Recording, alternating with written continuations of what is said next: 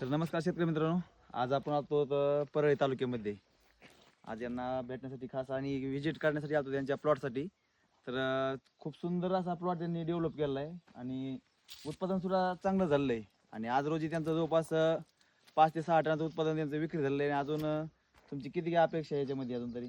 अजून आमची अपेक्षा अजून 7-8 टन माल निघणार आहे. आता सध्या तोडणीसाठी 1 टन माल तयार आहे आज.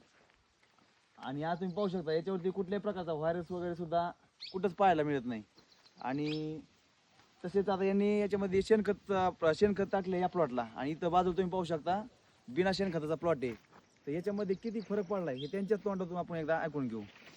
शेणखताचा भरपूर फायदा. इकडल्या साईडला शेणखत टाकलेला आहे आणि पलीकडल्या साईडला शेणखत नाही.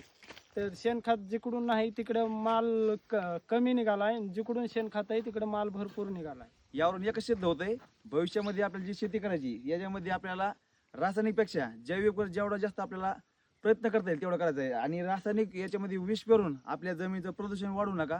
नक्कीच आपल्या शेतीमध्ये सेंद्रिय कर्ब वाढवण्यासाठी सेंद्रिय खताचा वापर करा आणि आपलं उत्पादन नक्कीच वाढा. भविष्यामध्ये आपली काळी आपल्याला काहीच कमी पडून देणार नाही.